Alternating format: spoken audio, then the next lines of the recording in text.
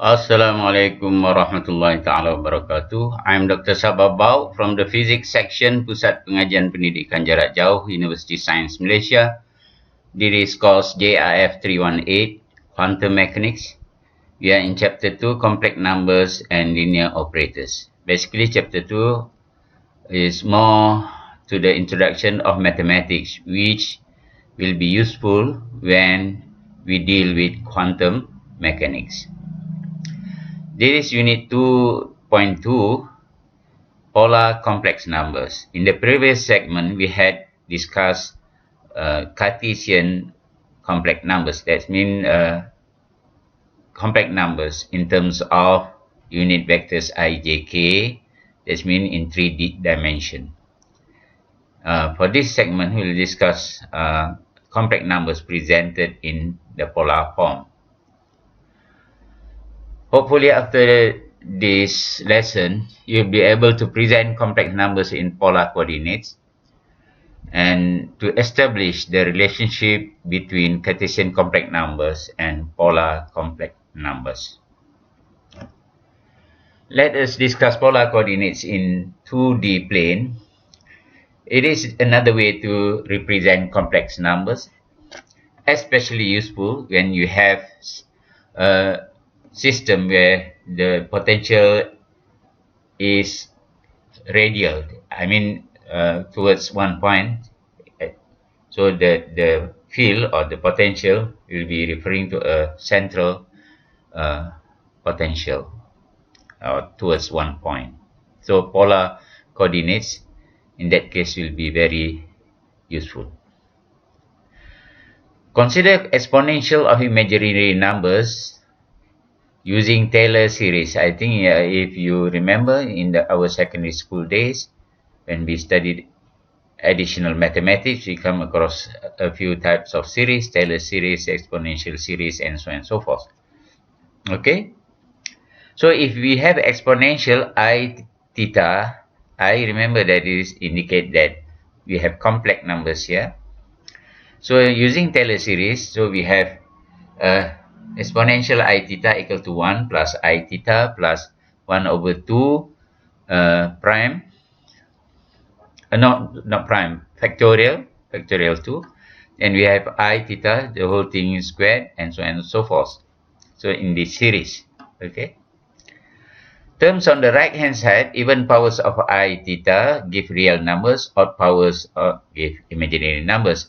For example, like here, I theta, the whole thing squared, the theta squared, I also squared, but I remember that I is defined as third negative 1, okay? That is I. So if you square it, basically it becomes negative here, but the I squared, no more i's. That means basically it's not imaginary numbers, but the whole thing here will become real numbers, okay? So the even powers of I theta give real numbers, while the odd powers give imaginary numbers. So the squared one, the I indicating complex numbers vanishes, okay? So if we factoring out I, basically we can rearrange the right hand side into two parts. All the real numbers here in one bracket, and all the imaginary numbers here in another bracket, multiplied by I here, okay? So basically this is what we call as complex numbers too, because basically in Cartesian coordinate, if we have z, remember, equal to a plus ib.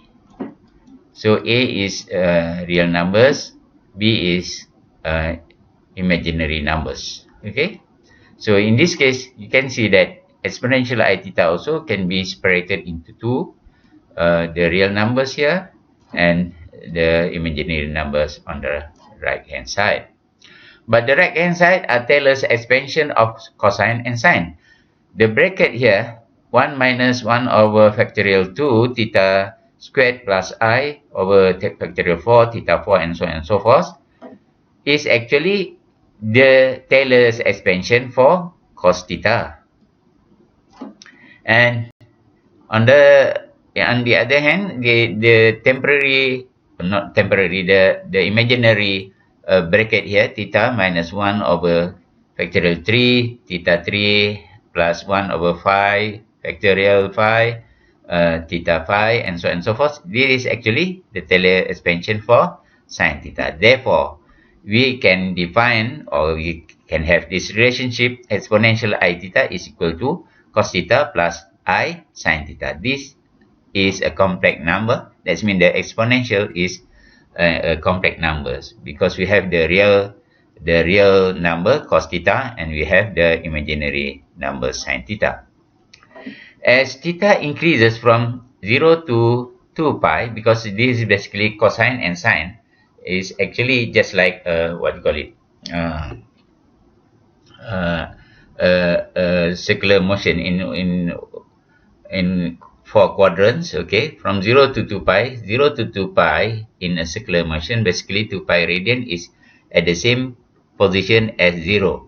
So the function E exponential I theta traces out a unit circle with angle theta relative to the positive real axis. Positive real axis, that means the x-axis lah. So this is an example. So exponential I theta is represented by an arrow from the origin here. This is the origin. So theta is here. So basically cos theta plus I sine theta. Cos theta is actually the component of exponential I theta with respect to the real axis, and sine theta here is the component of exponential I theta to the imaginary axis. Okay, since this is just exponential I theta, so the magnitude is 1. This is the magnitude of the arrow. So if we can imagine that exponential I theta follows cosine plus I sine theta, so it move around, yeah, from 0 here to 2 pi. That means to the position, to the same position, 2 pi radian. So actually the exponential I theta sweep out a circle around the origin. Okay. By multiplying with a real number r, the complex number is z equal to r exponential I theta. Just now r is not there. You can see that just exponential I theta, so r should be 1. That's why the magnitude here is 1. Okay. But if you have a value there, so basically r is the modulus of the absolute value of z. So that means if the value is not 1, so here should be r. That means the length of the arrow should be r. Theta is the argument of z. Theta is the argument. In fact, theta is actually the angle from the exponential I theta to the real axis. Okay. Theta must be expressed in radians. Of course, when you play around with angles, especially in simple harmonic motion, in circular motion, usually theta should be in radian. So now we have this. This is the general complex numbers where the magnitude of the arrow is not 1, it is r. So we can represent the complex numbers as z equal to r exponential I theta. Okay. So how are we going to convert from Cartesian to polar and vice versa? The two form, this is the general form for Cartesian coordinate, and this is the general form for polar coordinate. Okay, you can see that just now, as I showed you just now, that r cos theta, okay, should be the real number, and I sin theta should be b here. So we have a equal to r cos theta and b equal to r sin theta. And of course, in a right angle triangle, like this. For example, you have here as sine cos theta, here I sine theta, and the angle, from the angle basically, or from the right angle triangle, you have this relationship, Pythagoras theorem, okay, R equal to sert A squared plus B squared, okay, where A is R cos theta and B R sin theta. And theta, tangent theta, actually theta equal to inverse tangent B over A. It is just like here, basically the second one, you divide with the first one. So we have, the R will cancel, sine over cos is tangent theta equal to B over A. If you want to determine theta, basically tangent you bring to the right hand side, it becomes inverse tangent, okay.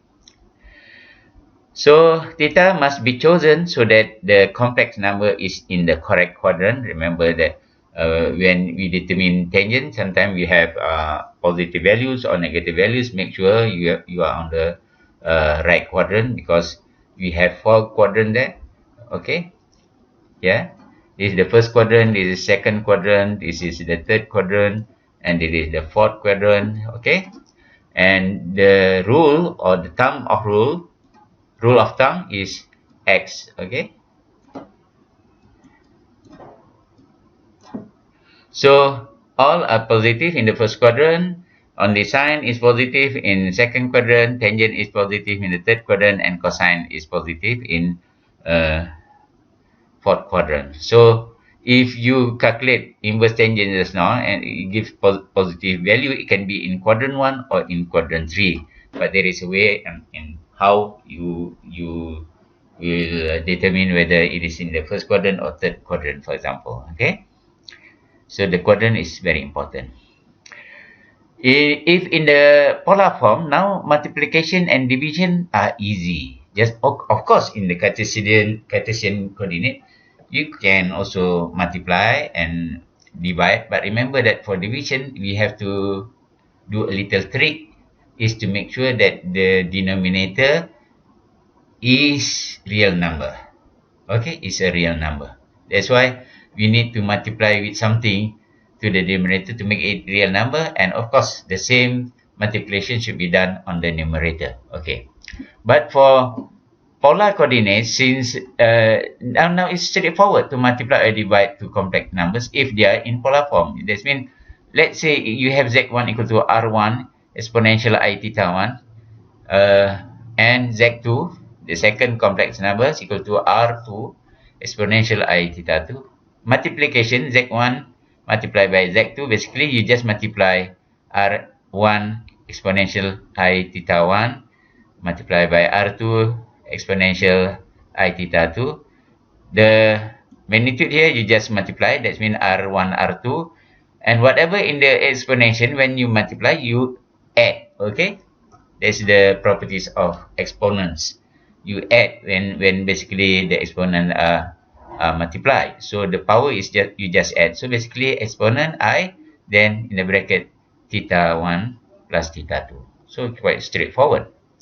For division, the same thing. Okay, you just divide, then the magnitude is just divide straight away, r1 per r2, and the exponent, if you divide, basically the power of the exponent you subtract. Okay, so exponent I theta 1 minus theta 2. So in the polar form, the multiplication and division of complex numbers are very easy and straightforward to power.